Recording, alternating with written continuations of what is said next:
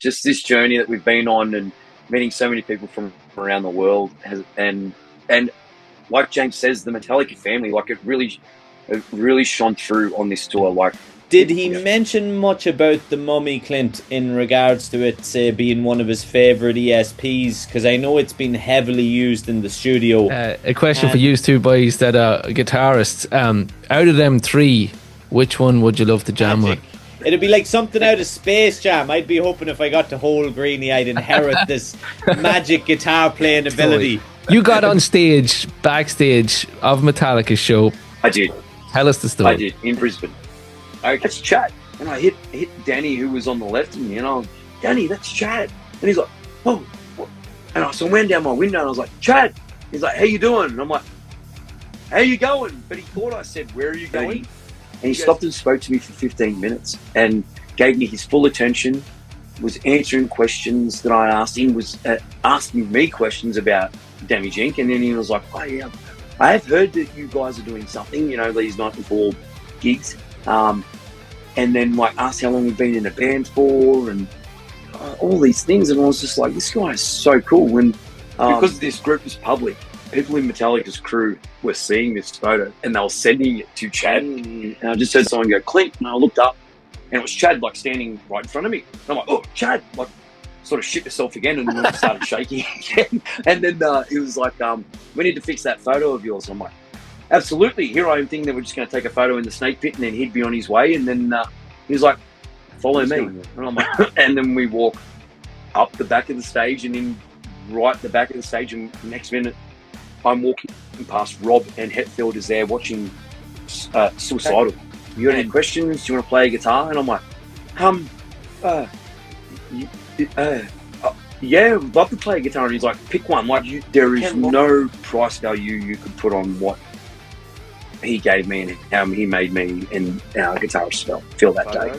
That was the best mistake I've ever made. Welcome back to another episode of That Sound Podcast. Today we have something special. We have Clint Lovering from the frontman, of course, of Damage Inc., who are on an incredible tour right now, touring Australia, heading to New Zealand, opening the official tribute band for Metallica. Clint, welcome to the show. Thanks, guys. Thanks for having me. I appreciate it. Yeah, man. A long road, over 20 years fronting the band. This has got to be the pinnacle. Oh, we've had so many great highs and so many great things that have happened, so many goals that we've achieved, and this is just another one of them. Just this journey that we've been on and meeting so many people from around the world and like James says, the Metallica family, like it really shone through on this tour. Like people from France and the United States, just the love. Everyone's just got that instant connection, and I really can't explain it. Like it was saying goodbye to some people last night after the Sydney gig that weren't traveling on.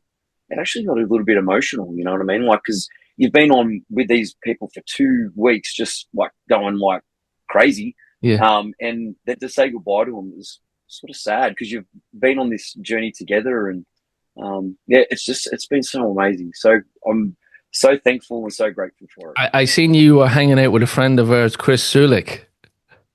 Yes, he is a legend. He's an absolute legend. Yeah. Big shout out to Chris. Colorado Chris. Yeah, Colorado Chris. He's a cool dude. Yeah, we've had him on a couple of times. But of course, like you've hit, like I said, the pinnacle, all right, but you've hit so many others, like you touched on. You done the show with the Sydney Orchestra, and we will talk about that. But the other one that I'm very intrigued about is the show that you did with the round stage.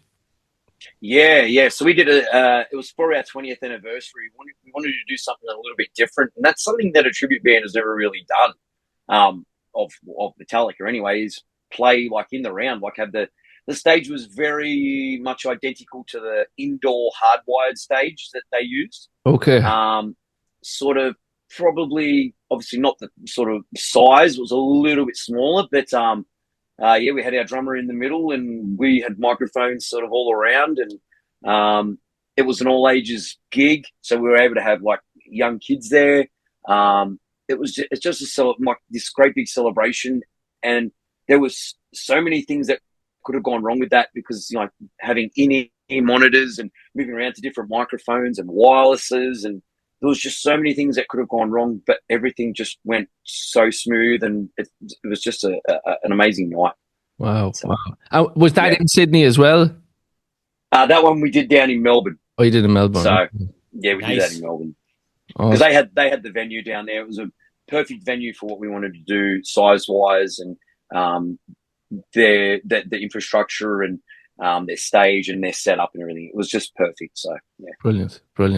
And then the show that you did with the Sydney Orchestra, of course, probably stemmed from the S&M days, of course. But where did the ideas start coming from, or who was pushing that one? So we've always wanted to do it, but then during COVID, we did our own little version of it. We found a quartet of a violinist, 3 violinists and a cello player, and we hired them to help us like do a show in that style. So we just did it ourselves, and we live streamed it because it was right in the middle of COVID. We wanted to do something a bit different, and that's what that was. And it sort of stemmed from that. Our touring company saw us do that, and they said, "Hey, do you want to do it with a full orchestra?" And we're like, "Yes." Like 100%. So then, and that's exactly what we did. So we played. Where did we do it? We did it in Melbourne. We did it in Brisbane. We did 2 shows in Sydney. We did it in Canberra. And then it was sort of like the in and out of COVID. So sometimes I think there was a gig that we had booked in Adelaide, but the COVID restrictions came up again, and then we had to shut it down again. But and that was that. Like, I remember being on stage thinking, I've realized a dream here. Yeah. Like, just being able to think that, just on a personal level, was an amazing feeling. Yeah. So, yeah. Luke, what about you as a drummer? Would that be something terrifying for you, or something that you'd love to do? It'd be something I'd absolutely love to do. I think there would be no greater honor, especially if it's something that you've come up playing. You know, for years, like that, I would have said to you, Gavin, before, like having a black pearl kit when I was 8-9 years of age, setting my toms up with coated skins, you know, angling them like Lars, got the Lars signature snare back here first when I was a kid. You know, at 9 or 10, it was like getting zillion cymbals.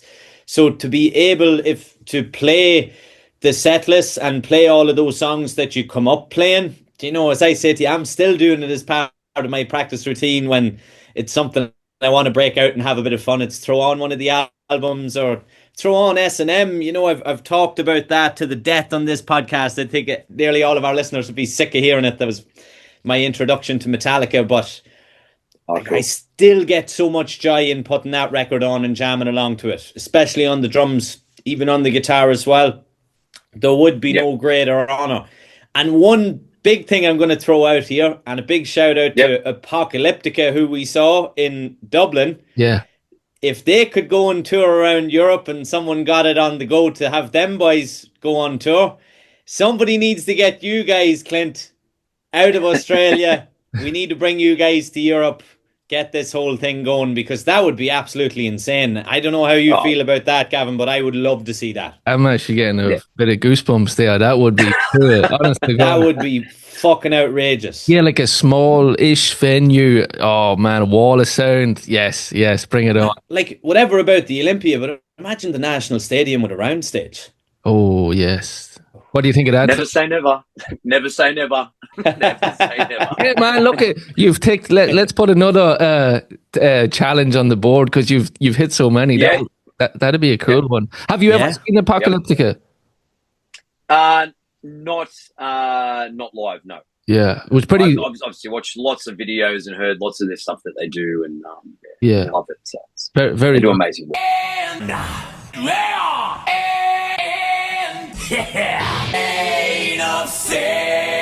Very, very good. So, Clint, let's go back to the start. Where did the idea of this band come together? You were obviously a Metallica fan growing up. I did listen. Shout out to Craig Maguire from Tell Craig Your Story. Yeah.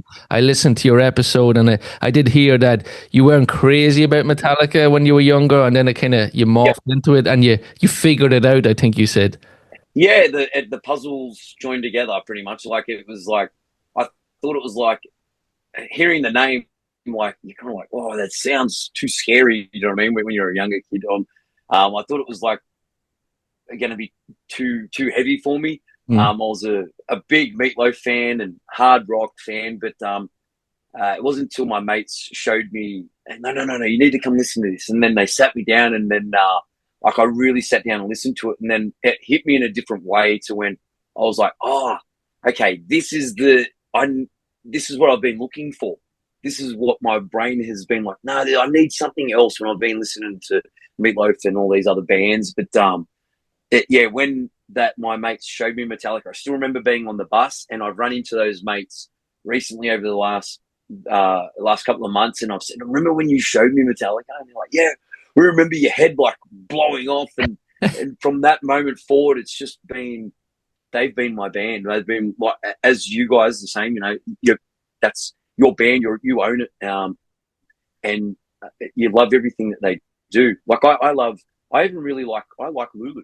Do you know what I mean? Like everything that they do, or I love St. Anger, the S&M albums. It's, as I said, I think I mentioned it to Craig, it's the one band, but they've got so many genres within that space. Do you know what I mean? So, like, you listen to from Master of Puppets to Load, and you're like, this almost sounds like a different band. You got Mama Said, which has got a country feel to it. Yeah.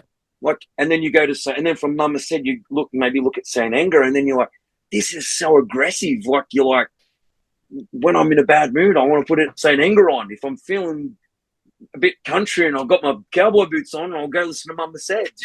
You know what I mean? It's just, they cover so many genres, and I think that's why they've been so successful, and they have lasted so long in what they do. Yeah, 100%. Funny, I couldn't agree more, Clint. Yeah, I did a quick video on Megadeth's new song there the weekend, and for me, I think Dave Mustaine is a great guitarist. I think he's very good, but for me, what you just said, Clint, how Metallica evolved as the years went on. You know, they matured, and then they kind of dipped their toes back in with St. Anger, and then these newer albums are kind of a mixed bag for me, like of old and new. But Megadeth kind of just stayed at that, you know, that genre, and they didn't evolve for me lyrically. And I'd probably put Slayer in that same basket. Yes.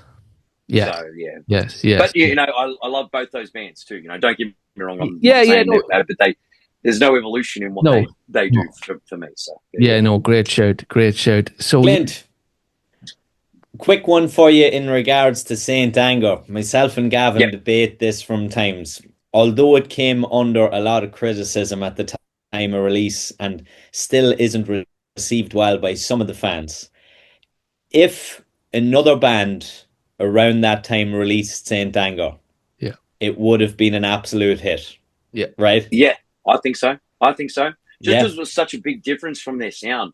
And it's the same as when it went from from And Justice to the Black Album. The Black Album. That was divisive.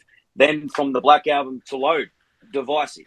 And then they just took that next step again, from the last thing that everyone sort of heard was the S&M and I Disappear, and obviously they've gone in and had their struggles and whatever, and felt really aggressive that they needed to release that music, and then it's progressed from there, and so you've got a really aggressive record in Saint Anger, and I love it. And when we play those songs live,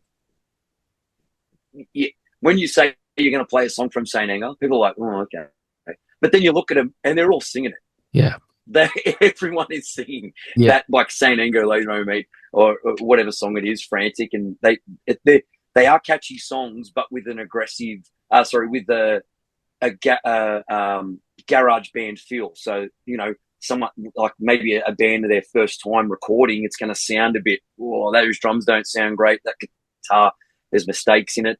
The vocals are a bit pitchy. That's the way I look at it. It's like I think Bob Rock said it that in the in Some Kind of Monster, that Metallica want to almost start again. Do you know what I mean? Go back to the garage band days and keep it. It was Zach Harmon that said it. An exact quote about the Presidio. Spartan. Yeah, keep it Spartan and keep it crude. I think that's the exact quote. So Yeah, that's brilliant. It's the first thing that comes to my head is, you know, that scene in Some Kind of Monster when they're loading all the gear into the Presidio, and they're like, no, we didn't want any paint on the walls. We just wanted to be raw. Do you know, it's like, and you see James is he's like very much coming back to himself with the heavier guitars over. I love that scene when he's sitting with the Diamond Plate Explorer, the chrome one with the chrome on the headstock, and everyone's like getting really emotional. It's like, man, we haven't seen, like, you're back. Yeah. Yep. Even emotional. Imagine Lars and Kirk and the boys, Gavin, the Hangover. We are back. Yeah.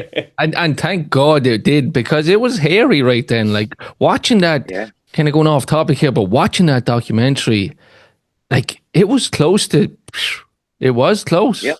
Like, yeah, definitely. You know, thank God they got the shit together and came out with that album. But one thing I'd like to say, Luke, you as a drummer as well, and you will back it up as well. Like the snare sound always comes up, but like at the time, so many bands had that snare sound. It might have been a little bit louder on this album, but like all that new metal stuff, like Korn and System of a Down and all that kind of stuff, was that kind of a tone, wasn't it, Luke? Yeah, it's hard to say exactly, Gavin, and I think maybe that's me having a bias from knowing what was actually used. So it's something that galls me to this day to an extent that every time somebody posts a picture of the Lars signature snare, it's like, oh, Saint Anger, the bin lid. And you're like, hold on, just like go and do yourself a favor and Google it before you throw the stone, because that's actually not the snare that was used to record. It was a Ludwig Vistalite that supposedly Bob Rock had shopped about, and Lars was like, all right, let's try this. And so a clear acrylic snare drum with no snares on it, tuned fairly wonky. And even I have to shout out Craig Reynolds, who plays with Stray from the Path, the drummer from Stray from the Path, really good drummer, knows his shit when it comes to talking about drums and drum sounds.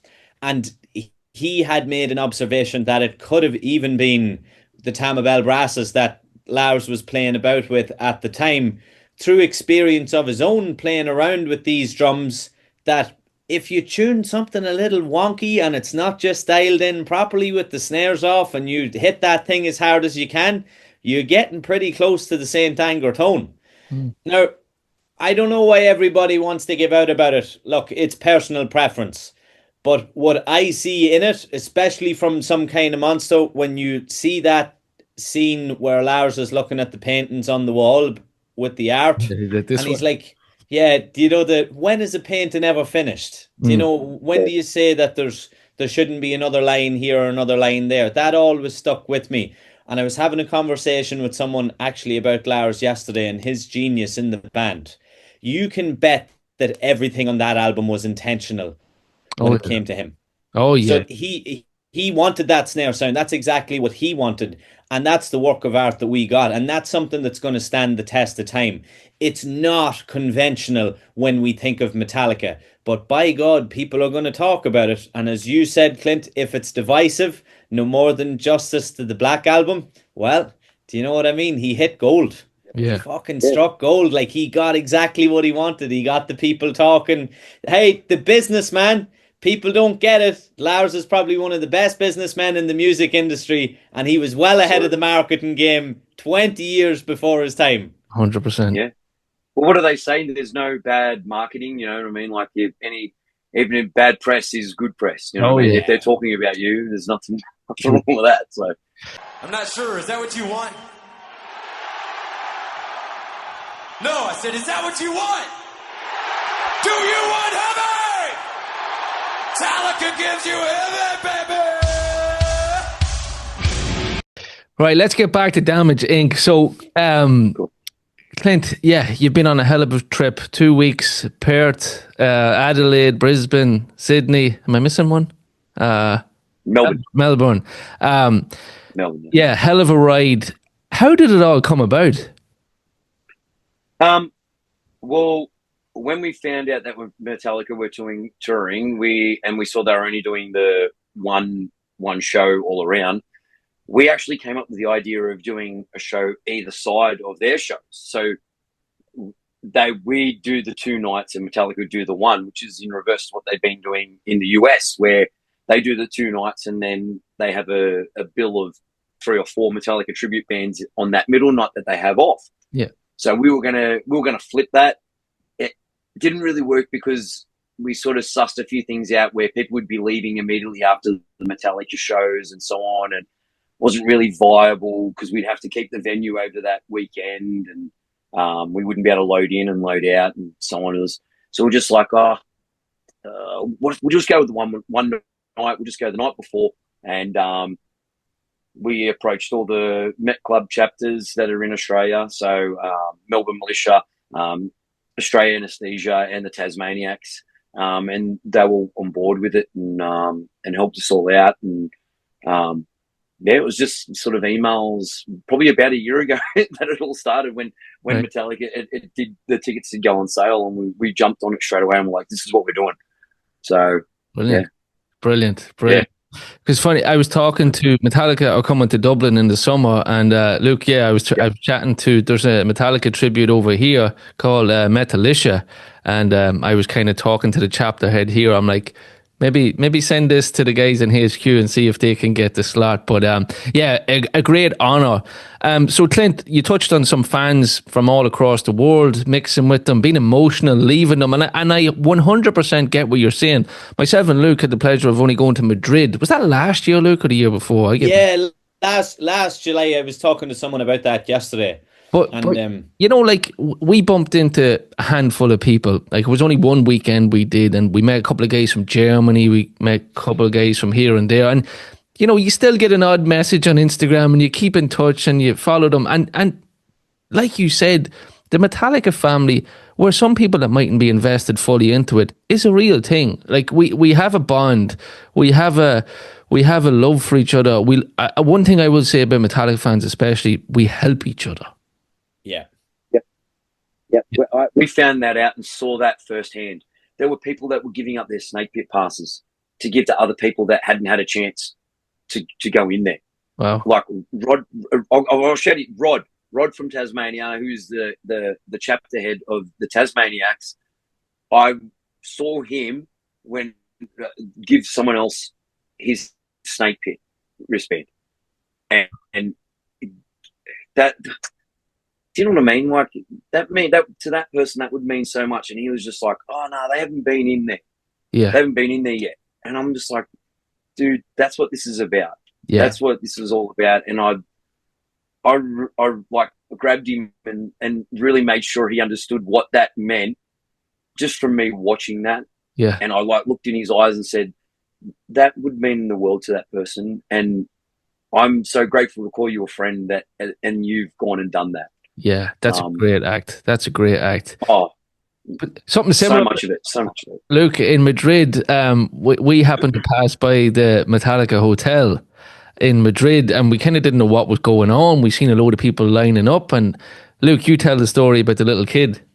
Yeah, look, there was a little kid. There were 2 kids. One in particular seemed to be heavily invested, Clint, in wanting to meet the band. So. Yep. We had gone for a walk around the square, and not to go off topic, but had seen then a picture a couple of months later that Kirk was actually down in the square on his own, just on the phone, incognito, with a hat and a shirt on him. And we would have been around at a similar time. But there were 2 kids, one in particular had a sign, and they didn't have a whole pile of English. But the police came to disperse the crowd. Yeah. And while myself and Gavin had been very lucky that we had seen them, a person with a couple of gifts for us from the tour, that we were very fortunate to be fit to lighten the load and take the emotion away, and supply a couple of picks to the kids to try and get them out of their own head, or ease the pain a wee bit from not seeing the band, because they had a sign and they wanted to see James. But just that little token, like, you know what I mean? She was there and she was crying with her mom, and then the mum started to cry. Yeah. As well, which was playing on the heartstrings altogether. Well, as you say, Clint, it's those things where you want to, you just want to give to that experience, because I would talk to Gavin about it. Like, I was that kid, like my father had taken me to my first Metallica gig when I was 9. So I remember what it was like to be infatuated for 3 or 4 months before going to the gig, getting all worked up for it, just that it was this pinnacle of emotions. It was a roller coaster altogether. Like, I'll never forget, hearing Ride the Lightning live for the first time. I didn't know what it was, Creeping Death after the 4 count, and the roar of the crowd, and Lars standing up on the kit looking out, where you're just like, oh my God, like, this is what's happening. It's like the Red Sea parting here. Yeah. But it's an overload to the senses. Like, it's just like the sound, the visuals, and it's just like, even seeing them last night for the 3rd time on this tour, it's still overwhelming. And then you get the pyro, and then you get fireworks, and you're just like, hey, it's Gavin from That Sound Podcast. I just wanted to take a moment to say thank you for listening. It really means the world. This show is a labour of love, but the truth is, it takes a lot to keep it going. Reaching out to guests, recording, editing, it all takes time, and we do it because we care about the music. If you've been enjoying the podcast and want to help us keep it alive, you can support us for just $5 a month over at patreon.com/thatsoundpodcast. For the price of a beer or a cup of coffee once a month, it generally makes a big difference. The show will always be free, but with your help, we can keep building it, episode by episode. Thanks for considering it, and thanks for being a part of this great community. There is so much going on. It's hard to explain, but as you say, Gavin, the Metallica family, it is real. And it is real. As cringy as it might sound at times, and people don't understand it, like, I'd been traveling yesterday and I bumped into a guy in the airport. Really nice dude, and him and his wife, and they were asking me about a guitar that I had with me, and we were chatting away, and I had asked him, did he play? And I had said, are you a fan of Metallica? He said, yeah, I'm actually bringing my son to see them next year in Dublin as part of the No Repeat weekend. So his son is 10, hasn't been to see Metallica before. He's going to bring him to see them. It's all of that thing where you're just like, that lights me up. Yeah. You're like, man, that's unbelievable. Like, that's going to be something else for you and your son that he'll never forget. And you'll never forget it either as a father. Yeah. But even Clint, I'm looking at your set list here from, I think it's Brisbane, this one.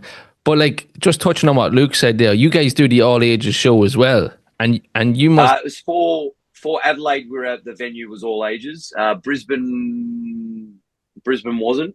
Okay. An all ages one. We're trying to do as many as we can, because then, like, when we do the all ages, there is probably about 30% of kids are there. Like, do you know what I mean? Like, well below that age. Like, there's some kids there 6 and 7, wow. And there was a guy that brought his I think he was about 5, and he had headphones on, and then he said, I had to leave. It was just too much for him. Like, and, and we was like, oh, sorry, dude, But then maybe them older kids like that Luke was touching on there, you get to see that emotion on stage. Like, you're the front, you're leading the line there, and you turn into James, I guess, and you see, as James says, the people's faces change and people getting into the music. And my God, have they got some songs to dance to? Let's just say your set lists are insane, man. Absolutely insane. Yeah.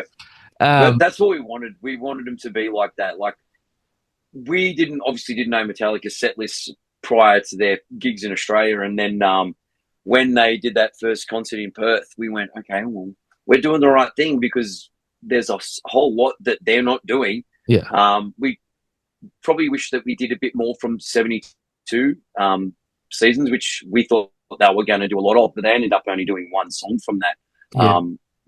The Lux Eterna for each night. So we dug deep. There's some songs that we tried that didn't make it. Like, we tried Ronnie as a band, played it, and then I think we went through it about 2 or 3 times, and we're like, is this boring? And then we're like, yeah, it's just sort of sits on the one level, and we're kind of like, it doesn't have, like, there was better songs to do. Like So like 72 seasons of Wolf and Man, Spit Out the Bone, Sanitarium, Leper Messiah, Shortest Straw, Unforgiven 2, All Nightmare Long. Jesus Christ. Like getting Nightmare in there is fucking yeah, die, die, die, minus my human, darling. Yeah, die, die, die. minus human, Yeah. minus human, man. That song is a belter. It's just so easy and so just. I don't know. It's so heavy because Floppy you can and- get yeah. stuck into the groove in the pocket of that song, and Yeah. it's just wavy. Then it gets Yep. that heaviness. It's muddy. It's like it just gets into your system. It shakes you. It does. It does. Trapped and to Under hear it Ice not as with a well. symphony. Do it not. We did it obviously not with the symphony, so that's a different interpretation too. You know, I haven't heard this song without the symphony, so Yeah. Yeah. so that was cool to do. So yeah, And then you had Whiskey in the Jar, of course, in the set there. I'm just kind of bouncing in all the set lists here. Inamorata, Seek, Stone Cold Crazy, Halo on Fire, Fade to Black. Jesus Christ. We have to get you guys over to Europe, man. Oh man. well, we're keen.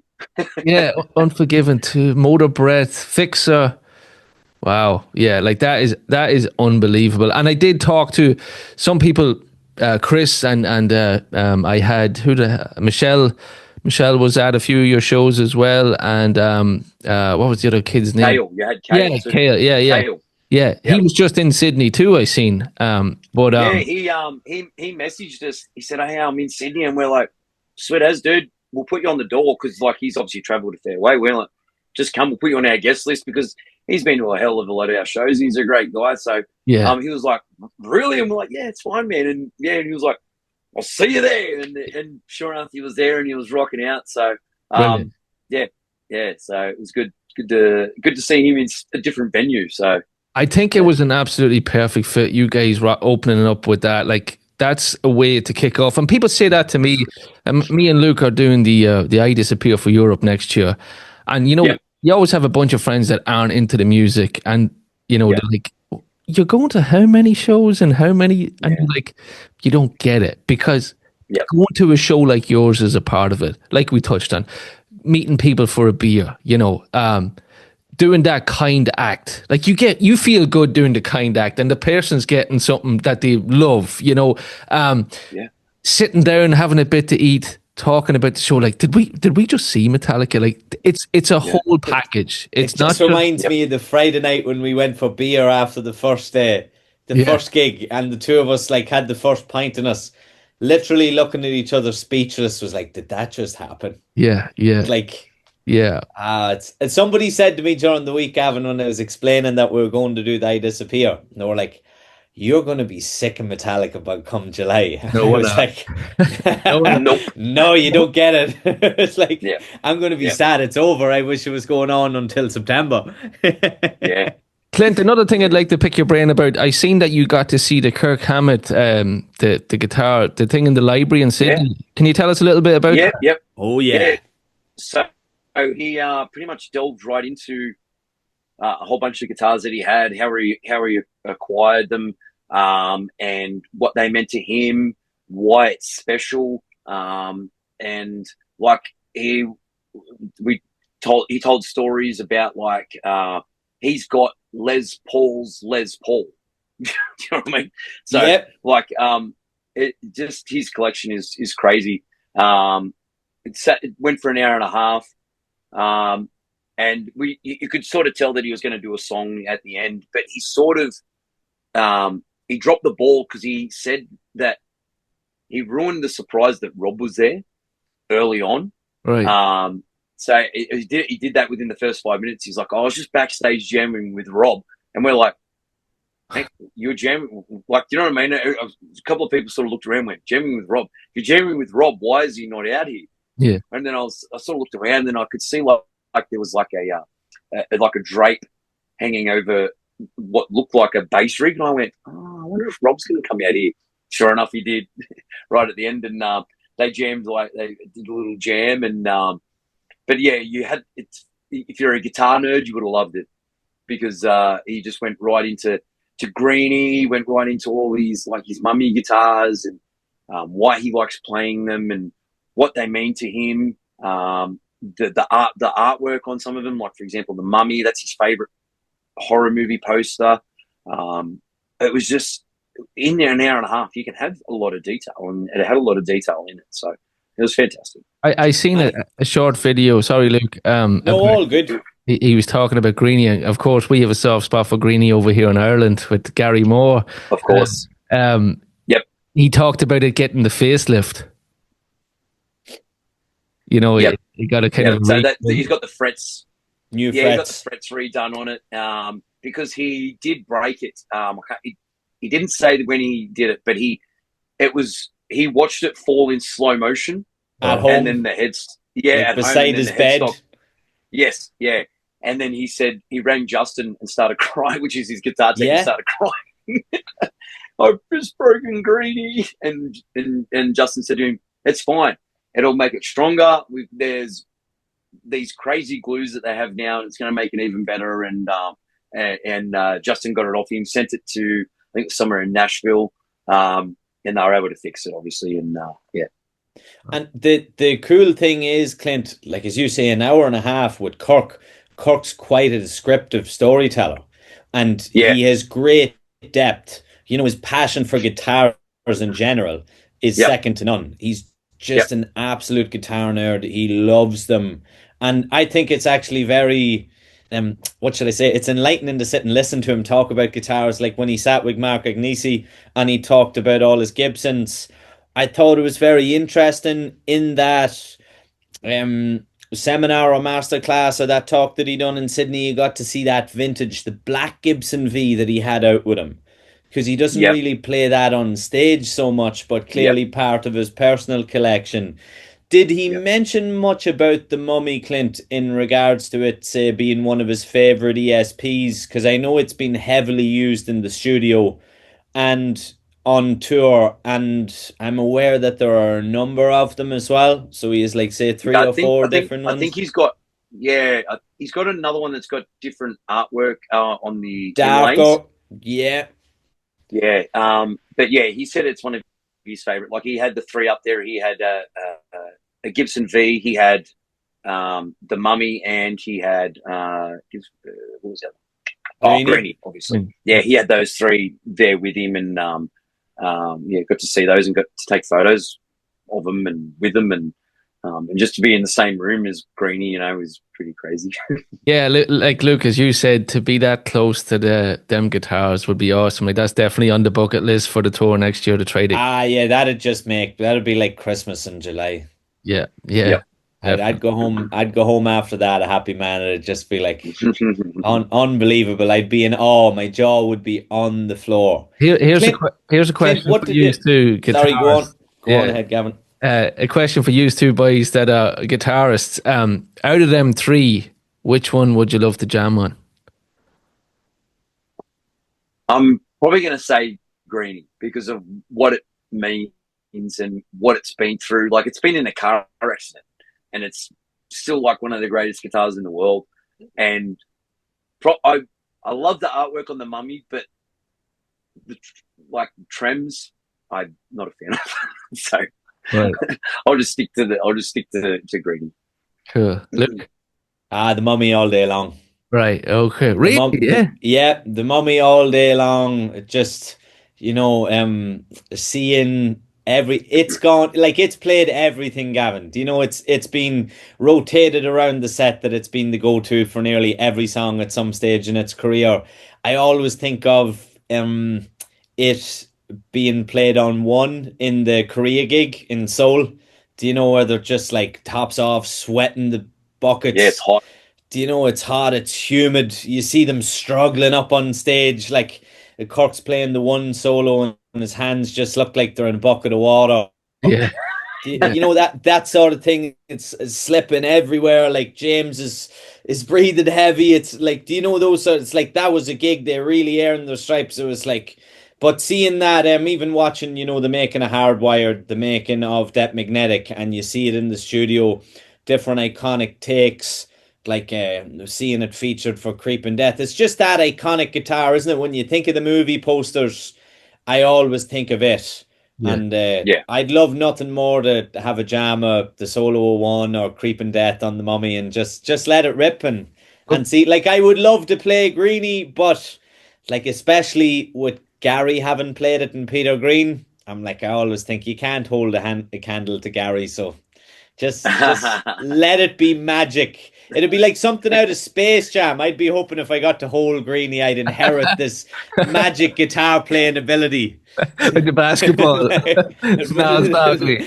Yeah, Fingers would come alive. yeah. Yeah, I always think of that Sydney show with Gary playing with Thin Lizzy, you know, on the in the Opera House. You know, I always Yeah. think of that with Greenie. Yeah, yeah! Yo! But Clint, let's move on to James Hetfield, who you play on. What would you love to play of James's? I know. Let's morph into that. So, okay. There was a photo that you posted of Chad. I'll let you tell the story. You got on stage, backstage of Metallica's show. I did. Tell us the story. I did in Brisbane. Okay, so it actually starts in Adelaide. So we were in Adelaide. No, it was in. Yeah, so it starts in Adelaide. So we were in Adelaide. We had to go to Melbourne for our gig, and we were meant to go on a certain day. The flights didn't work out, and we weren't going to get into Melbourne till very late on the day of our gig, and it was probably going to be a bit of an issue. So we just went, well, we've got a car. I think it was about around the 10-hour mark that it was to just drive straight through to Melbourne. So we're like, let's just do it. We've got a car. Let's go. So we're pretty good like that because all the boys, we get on. Like there's never an issue of being that close to each other in a car for that long. So we're very lucky in that respect. So, we drove straight from Adelaide to Melbourne. Obviously, we had a few stops to eat, some fuel, some traffic, and then we had to drive our bass player to the other side of Melbourne so we could drop him off at his girlfriend's house. And then we're driving back into the city, back to where we were staying, and we're one turn away from turning into the street that our hotel was on. And we got a red light, and like by that time we'd been traveling for like 11 and a half hours, and we were like, we were exhausted just from that trip. And we were the first car at the set of lights. Next minute, the Skywalk's in front of us. This is like a 11:45 at night, and I went, "That's Chad." And I hit Danny, who was on the left of me, and I was, "Danny, that's Chad." And he's like, "Oh," what? And I went down my window, and I was like, "Chad." He's like, "How you doing?" And I'm like, "How you going?" But he thought I said, "Where are you going?" And he goes, "Oh, I'm just going to the Cherry Bar," which was like just 20 meters in front of where he was. So we were there wired. We were awake. Okay, we feel amazing. Right, let's go drop our car off, and we're over at the Cherry Bar. So we quickly dropped all our stuff off at the hotel, and then we ran back to the bar that he was at. And then we got inside, and then sort of had to compose ourselves a bit. Didn't want to run up to him and be like, "Oh, Chad, we just drove from Adelaide." So, but we sort of had a drink and sat down, and then and we're trying to compose ourselves. And in that time, he actually just got up and left really quick. Oh. And then I was like, "Oh man!" And then Danny, our guitarist, was like, "What are you going to do?" I'm like, "I'm just going to go chase him." So I ran out of the bar, chased him down the road, and I said, "Oh, excuse me, Chad." And he's like, "Yeah," and he stopped. So by this time, it probably would have been close to 12:30, and he stopped and spoke to me for 15 minutes and gave me his full attention, was answering questions that I asked him, was asking me questions about Damage Inc. And then he was like, "Oh, yeah, I have heard that you guys are doing something, these Night Before gigs." And then asked how long we've been in a band for and all these things. And I was just like, this guy is so cool. And I said, "Do you mind if I grab a photo with you?" And he's like, "Absolutely." And so I was nervous. And as I was trying to take the photo, I didn't realize it, but my hand must have been shaking. And so I've taken the photo. I didn't look at it. And he gave me 2 Hetfield pics, and parted ways. I thanked him for his time. And he said, hopefully we'll cross paths again. And he went off to his hotel, and I ran back to the bar and spoke to our guitarist, Danny, and he was like, "How'd you go?" And I was like, "Man, the nicest dude in the world." And he goes, "Did you get a photo?" And he said, "Yeah." And I pulled my phone out, and they'll look at the photo, and I'm like, oh my God, it was like it's all blurry. Like you can't, there's no definition in anything. I'm like, what have I done? And I was like devastated. So that night I couldn't sleep because of the interaction we had, and how I was so pumped from that side of it, and like so devastated in taking that crap photo that people were like, just put it on a Photoshop group, maybe they can fix it. And I thought I'd joined a private Photoshop group, but I joined a public one, and I put it on there, and it went viral, this photo. People, like I said, I've met James Hetfield, guitar tech, and I stuffed up the photo because I was nervous, and people were like just smashing me with comments going, well, I met Lenny Kravitz's dog. Do you know what I mean? Yeah. And all these people were just sledging me, but I owned it. You know what I mean? I stuffed it up. I actually thought it was all funny. Like, I didn't take offense to it at all. So then, because this group was public, people in Metallica's crew were seeing this photo, and they were sending it to Chad. So then, I think it was a day later, I ended up posting it after I really went, you know what? I really enjoy this photo now. Like, my whole sort of view on it had changed. And I posted it, and because I'm the kind of guy who will laugh at himself, and which is what I was doing. I was laughing at myself. So he responded to my post and said, we need to fix that photo. And I was like, absolutely, you know, when you're free. And then, unbeknownst to me, he was messaging a few people that knew of me and what we were doing leading up to the next couple of gigs, and that I would be in the Snake Pit in Brisbane. So got into the Snake Pit in Brisbane, which was a couple of days later, and I was just standing there with our guitarist, Danny, and I just heard someone go, Clint, and I looked up, and it was Chad, like, standing right in front of me. And I'm like, oh, Chad, like, sort of shit myself again, and then I started shaking again. And then he was like, we need to fix that photo of yours. And I'm like, absolutely. Here I am thinking that we're just going to take a photo in the Snake Pit, and then he'd be on his way. And then he was like, follow me. And I'm like, okay. So we started walking. We walked out of the Snake Pit. We walked around to the left. We started heading towards the back of the stage. And I'm thinking, what is going on? And then we walk up the back of the stage, and in right the back of the stage, and next minute I'm walking past Rob, and Hetfield is there watching Suicidal. And Hetfield was about 2 meters from me, and I'm just like, I turned to Danny, our guitarist, I'm like, what is going on? It was almost like I felt like we were being punked. And then Chad brought us over to James's rig, where he usually does all his work, and he was like, okay, you got any questions? Do you want to play a guitar? And I'm like, yeah, I'd love to play a guitar. And he's like, pick one. Like, the Ken Lawrence was there, the Cthulhu was there, his QU Snakebite, his Snake Skin Snake, they were all there, they were all right in front of me. And then he was like, which one would you like to play? And I'm like, I've got to go to the AGV, I guess. You know what I mean? Like, what it meant. And yeah, he's like, yeah, sure, pop it on. And he got photos done, redid the photos with Chad. I got someone else to take them, obviously. So no blurriness. And we were backstage with him, but would have easily been over 30 minutes. Oh, like, wow. the amount of time that the amount of time and care and generosity he showed me, there is no price value you could put on what he gave me and how he made me and our guitarist feel that day. It was amazing. It was absolutely amazing. Any question that I had, he answered. There was so many little, like, I call it ATD. I've got, like, attention to detail of Hetfield things. So, like, I was asking questions about the microphone stands, asking questions about picks and stuff like that. And there was a couple of times he sort of looked at me and was like, how do you know that? And I was like, oh, ATD, like, attention to detail. But it was just like, we went back into the Snake Pit, and, like, I was floating for the next, I still am. I absolutely still am, like, floating of just how nice he is, and the generosity he showed, and the things that he showed me. Like, I held that guitar, and he was like, just, yeah, you could play it, man. You know, if a string breaks, I'll change the strings. That's my job. he gave us a pack of James Hetfield strings. So the ones that he's got, so the ones that are for sale, he uses different ones. Yeah, so it's actually as usual.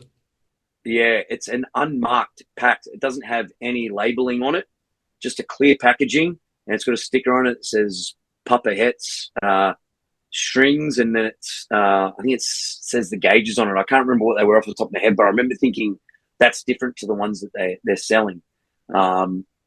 He gave us a pack of that, and I'm like, oh, thank you. Yeah, obviously I'm not going to pull them out and put them on my guitar, but just having that pack and so many other things. It was just I can't put it into words how it made me feel. Like it was like I keep saying, it was how it all stemmed back from that blurry photo. That was the best mistake I've ever made. And it sort of was at a good sort of point where for back home, like my daughter was having a bit of an issue at school, and I was like, hey, it's okay. Look what Dad did. Dad made a mistake, but look what happened. That's life. You know what I mean? That is life. It was just a great lesson for me that for myself, and to remind myself that shit happens, and just own it, be honest about it. Yeah, I fucked up. Move on, and then something good will happen out of it. And amazingly, the best scenario ever came out of that. So, but like it's an amazing. It kind of stems back story. to like your buddy in Tasmania who gave the snake pit to a friend, and no matter what level you are on this Metallica family, there's good deeds going every direction from the top to the bottom. Oh, like that was the same thing. Like that is what Chad did in that half an hour. Like you are going to go to the grave with that. You know what I mean? We got videos, and our guitarist videoed a whole lot of it, because I gave him my phone and said, I don't trust myself. You look after it. He was videoing me talking to Chad, and it's something I'm going to remember forever, man. It was so cool. And everyone back there, everyone associated with Metallica's crew was so, like, we ended up meeting a few people in bars and being backstage, and their crew coming to our gigs, and they're all so nice. They all give you the time of day. Yeah. And it doesn't matter how much of a crazy fan you are, they'll sit and talk to you. And we spoke about it after, and we're like, what's the sort of takeaway that you took from all this? And then like the boys were like, how nice all these people are. Like they're this far away from Hetfield and Lars, and still they give us the time of day, and will talk to us and help us and do what they can to answer all our questions. And man, that like I said, it's the Metallica family. It's not just the fans; it's their crew as well. Yeah, just the amazing people that they've got on their crew. I can't speak highly enough.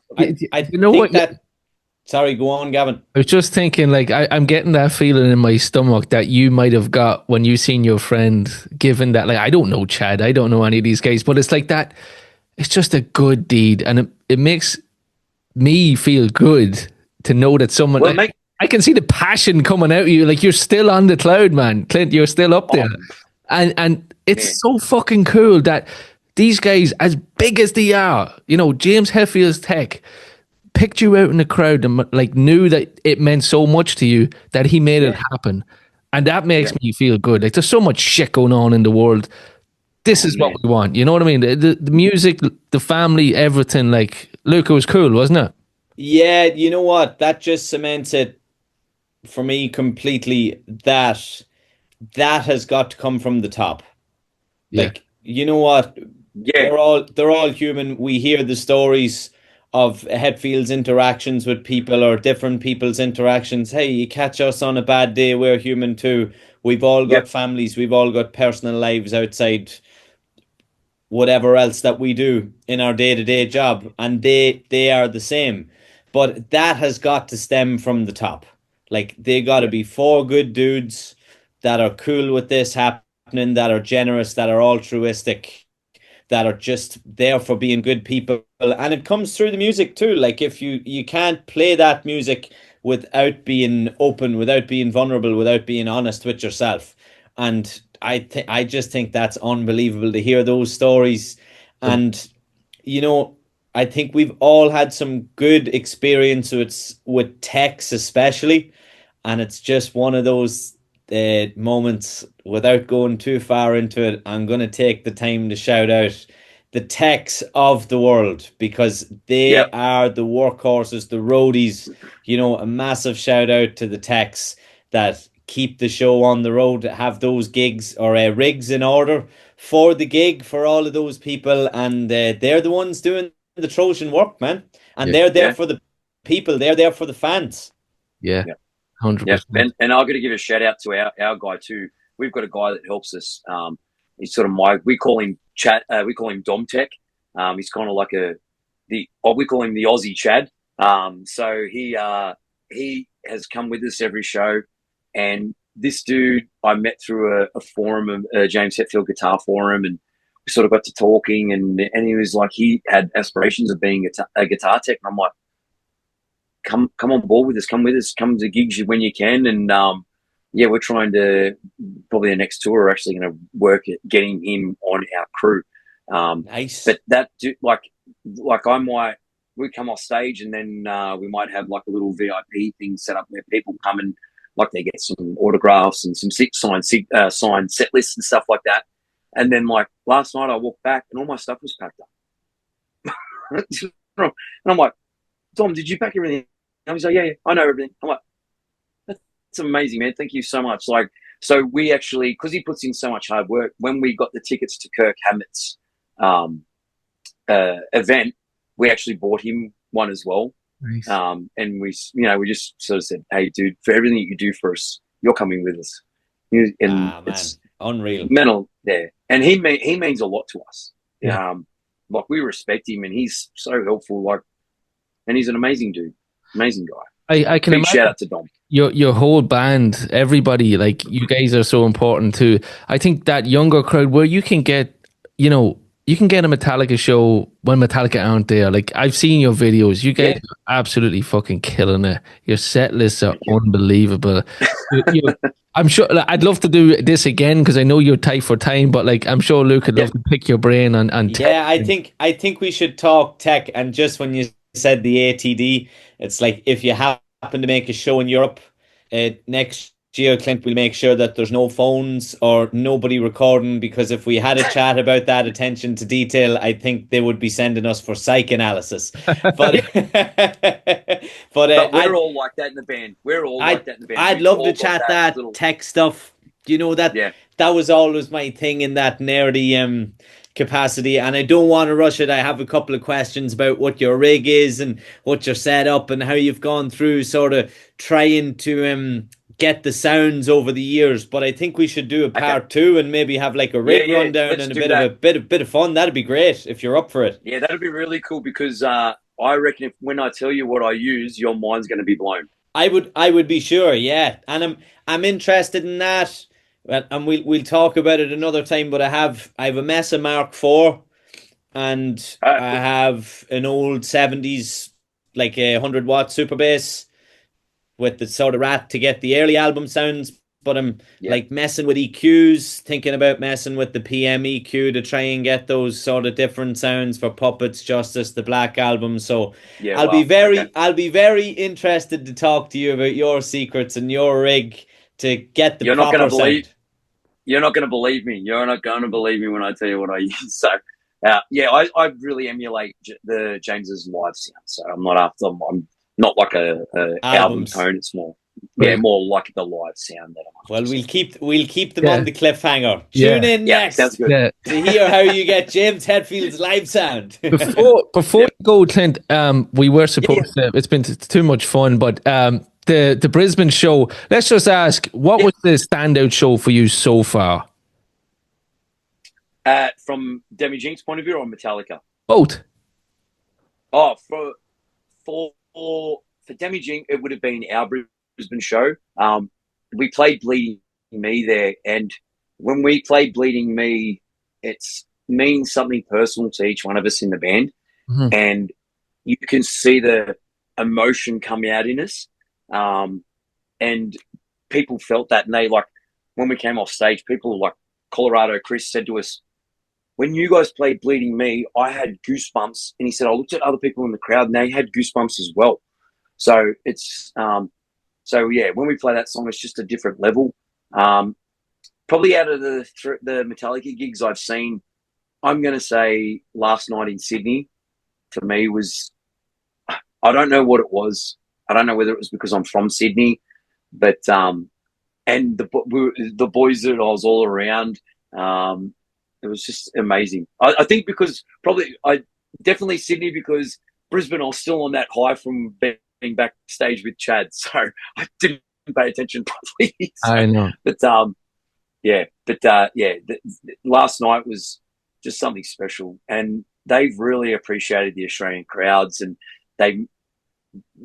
James actually has been saying at a certain point in the set, hey, Kirk, Lars, Rob, look at this. Look out here. Look at all these people coming to see Metallica. Yeah, I think they're really embracing it on this current M72 tour over the last couple of years. Like, I feel like, James is really relaxed on stage. Like, I know that sounds mental to have a guy that's been at it over, I'm going to quote Craig here, Gavin, from our episode and really lean in on a happy James is a happy Metallica. Yeah. Yeah. And we are seeing a band for 4 guys who are in their late 50s, early 60s, absolutely fucking striving. Yeah. They're only getting better. Yeah. Yeah. Yeah. Yeah. No, it's incredible. I agree. And yes, the set lists are up for debate and that, but you know what? I'd take it all day long. It's what the script is there, and they're playing off the script and they're killing it. So you got to roll with the punch. You've got Metallica in front of you, man. Exactly. You've got Metallica in front of you. Yeah, in your whole. I want a deck chair and a cooler full of beer on one of those towers and just lean back and watch the boys kill it for a whole show and just be shaking my head for a full hour and a half, slapping my knee going, this is unbelievable. Yes. Clint, we have to do this again. I know you're tight for time. Yeah. It's been a pleasure. Thanks. And this has been a blast. Thank you so much. You must be absolutely exhausted. You're hitting the road hard. You're flying everywhere. You guys are flying out soon, right? Yeah. We've got the next one coming up. So, get a good sleep and then back to it. I know a friend of ours, Shep, is probably flying right now as we speak. I just checked in. She's on a flight 2 out of 4. Yeah. And hit Shep up because Chad's her best friend. Yeah, she knows. Yeah. She knows Chad pretty cool. So she wears the overalls and stuff. Yes. I know who you're talking about. Yeah. She's great. Yeah. She's great. She's been on the podcast a few times, so she's quite nervous. She's flying over on her own. So I'm sure you'll bump into her. So tell her we said hello. But yeah, absolutely. Let's do this again, Clint. And a huge thank you, man. I know you're so busy. I really appreciate you giving me the time. It's been a blast. Anytime. Anything for Metallica, the Metallica family, man. You know what I mean? Like, it's really opened our eyes to give. We give a lot already, but to give more. Yeah, we can. What we give can never be enough, and because it's going to be appreciated, and as long as it's appreciated, we're happy. Brilliant. Good way to end the podcast, man. All right, we'll chat soon. Awesome. Chat soon. All right, boys.